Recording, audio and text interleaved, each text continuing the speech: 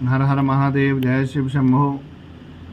सावन मास की अधिक मास के कृष्ण पक्ष की त्रयोदशी तिथि की आप सभी को बहुत बहुत बधाई एवं हार्दिक शुभकामनाएं। यूट्यूब से जुड़े हुए मेरे सारे महानुभावों को मेरा प्यार भरा नमस्कार। आशा करता हूं कि महादेव की कृपा से आप और आपका सब परिवार आज खुशी होगा।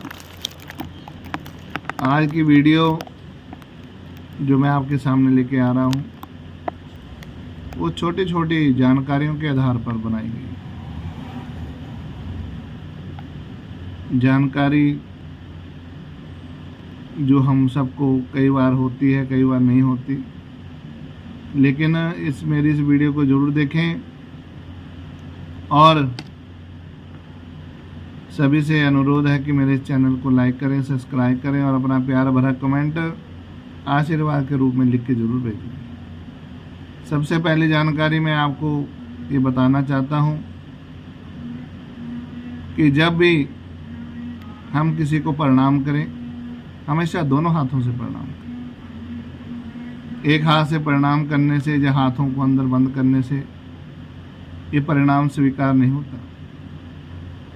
इससे हमारे भाग्य में रुकावट पैदा होती है। अगर हम ऐसे करते हैं, अगर हम सीधे हाथों से प्रणाम करते हैं तो हमेशा हमारे सीधे भाग्य वृद्धि की ओर जाते हैं। इसलिए प्रणाम कभी भी एक हाथ से नहीं करना चाहिए और ना ही हाथों को होल्ड करके ऐसा प्रणाम करना चाहिए। दूसरी जानकारी आपके सामने कि कभी भी सोए हुए व्यक्ति का चरण स्पर्श नहीं करना चाहिए। जो कोई व्यक्ति सोया हुआ है, अगर हम उसके चरण स्पर्श करते हैं तो कहते हैं हमारे भाग्य में रुकावट पैदा होती है। इसलिए हमेशा विशेष ध्यान रखें। तीसरी जानकारी, इस बात को आप विशेष ध्यान रखें, जब भी हम किसी अपने से बड़े के चरण स्पर्श करें तो चरण स्पर्श करते समय हमारा दाहिना हाथ उनके दाहिने पैर को और हमारा बायां हाथ उनके बाएं पैर को स्पर्श करना चाहिए। इससे आपके उन्नति के मार्ग खुल जाते हैं। इसके लिए क्या है, हमें ऐसा रखना चाहिए जिससे हमारे हाथ दाएं हाथ से दायां और बाएं हाथ से बायां पैर स्पर्श होगा, क्रॉस टाइप का। ऐसे ही करके अपने बड़ों की चरण वंदना करें। और चौथी जानकारी, जब भी आप जाप करते हो, घर में किसी मंत्र का उच्चारण करते हो, तो अपनी जीवा, अपने ओंठों का इस्तेमाल ना करें। जाप करते समय मानसिक जाप करें। मंत्र के अंदर मानसिक जाप का फल कहते हैं 100 गुना अधिक प्राप्त होता है। इसको बहुत ही ज़्यादा फल की प्राप्ति होती है। इसको हम कहते हैं मानसिक जाप। मानसिक जाप हमेशा मन के अंदर होना चाहिए। पांचवी जानकारी कि जप करते समय हमेशा अपनी माला को गौमुखी से ढका के रखें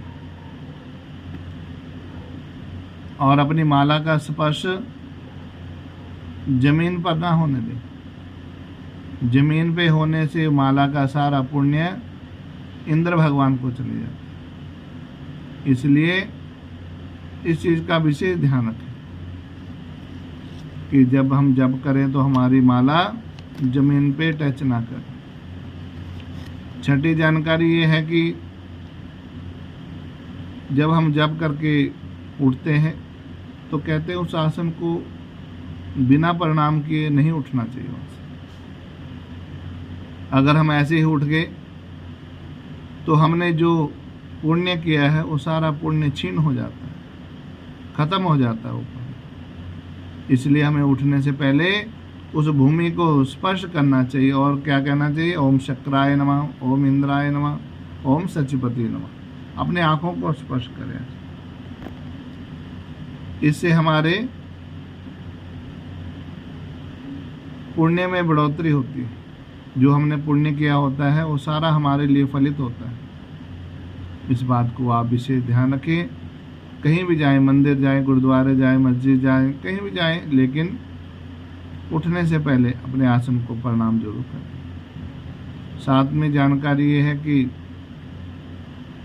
संक्रांति वाले दिन, द्वादशी वाले दिन, अमावस्या वाले दिन, पूर्णमासी वाले दिन, रविवार को और संध्या के समय तुलसी नहीं तोड़नी चाहिए। इसका पाप लगता है। किसी कारण अगर आपको तोड़ने पड़े तो राम राम करके तोड़ें।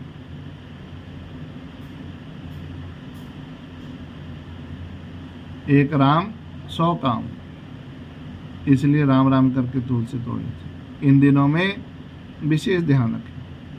संक्रांति वाले दिन, ग्रहण वाले दिन, द्वादशी वाले दिन, अमावस्या वाले दिन, रविवार वाले दिन, इन दिनों में तुलसी को नहीं तोड़ना चाहिए।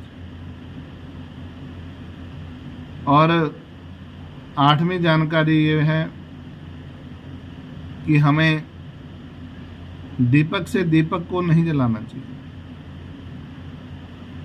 इससे क्या होता है कि जीवन में परेशानी ही परेशानी आती रहती है। इसलिए कभी भी भूल से दीपक ना जलाएं। 9वीं जानकारी, इसको भी आप विशेष रूप में ध्यान में रखें। यज्ञ में हो, श्राद्ध के दिनों में हमेशा काले तिलों का प्रयोग करना चाहिए। इससे देवता और पितर प्रसन्न होते हैं। आगे श्राद्ध पक्ष आ रहा है और श्राद्ध पक्ष में काले तिल पितरों को विशेष प्रसन्नता देते हैं। इसलिए यज्ञ में हो, श्राद्ध में हो, इन दिनों में हमेशा काले तिलों का हमें प्रयोग करना चाहिए। 10वीं जानकारी, शनिवार के दिन पीपल में पानी जरूर चढ़ाना चाहिए। पीपल में पानी चढ़ाने से हमारे सारे देवता प्रसन्न होते हैं। पीपल में ब्रह्म का वास है, तो पीपल को शनिवार को पानी जरूर चढ़ाना चाहिए। और पीपल की हमें कम से कम 7 परिक्रमा करनी चाहिए। 7 परिक्रमा करने से हमें अक्षय पुण्य की प्राप्ति होती है। ध्यान रखें। 10वीं जानकारी के बाद 11वीं जानकारी भी आप ध्यान से सुने। कुमड़ा हो गया, मतीरा, नारियल, जो ये हैं, इनको स्त्रियों को नहीं फोड़ना चाहिए। इनको कभी भी अपने घर की स्त्रियों से फोड़ने के लिए ना कहें। नारियल, कुमड़ा, मतीरा, इनको जो है हमेशा जेंट्स ही कर सकते हैं। लेडीज़ के हाथों से ऐसा कार्य ना कराएं, वरना आपके भाग्य में रुकावटें पैदा हो सकती हैं। 12वीं जानकारी जो मैं आपको दे रहा हूँ, भोजन को, प्रसाद को कभी भी लांग के नहीं जाना चाहिए। इसका विशेष ध्यान रखना चाहिए, क्योंकि ये साक्षात अन्नपूर्णा है। और अन्नपूर्णा को अगर हम लांग के जाते हैं तो घर में दरिद्रता पैदा होती है, घर में कष्ट आते हैं, शरीर में बीमारियां आती हैं। इसलिए भोजन को हो, प्रसाद को हो, इनको कभी भी लांग के नहीं जाना। 13वीं जानकारी आगे, कहीं भी कोई देव प्रतिमा देखें, देव मूर्ति देखें, तो उसको प्रणाम जरूर करें। इससे हमारे भाग्य के सितारे चमक जाते हैं। और 14वीं जानकारी, कभी भी हमें मंदिर में या कोई भी धार्मिक कार्य में दक्षिणा देनी हो तो हमेशा अपने दाहिने हाथ का ही प्रयोग करें। बाएं हाथ से कभी ऐसा कार्य ना करें, इसलिए क्योंकि आपको फिर पुण्य की प्राप्ति नहीं होती। दक्षिणा हमेशा दाहिने हाथ से ही देनी चाहिए। आगे 15वीं जानकारी आप ध्यान से सुने। एकादशी वाले दिन, अमावस्या वाले दिन, कृष्ण चतुर्दशी, पूर्णमासी वाले दिन तथा श्राद्ध वाले दिनों में शौर कर्म करना नहीं चाहिए। शौर कर्म, दाढ़ी बाल नहीं कटवाने चाहिए। इन दिनों विशेष ध्यान रखें। एकादशी वाले दिन, अमावस्या वाले दिन, कृष्ण चतुर्दशी वाले दिन, पूर्णमासी वाले दिन और श्राद्ध के दिनों में विशेष ध्यान रखें। आगे 16वीं जानकारी, बिना जनेऊ पहने और शिखा को बंधन किए बिना जो भी हम कार्य करते हैं, जो भी हम दान करते हैं, पुण्य करते हैं, सारा निसफल हो जाता है। इसलिए जो जनेऊ पहनते हैं, जो शिखा बंधन करते हैं, उनको जरूर इस बात का ध्यान रखना चाहिए। आगे 17वीं जानकारी, शंकर जी को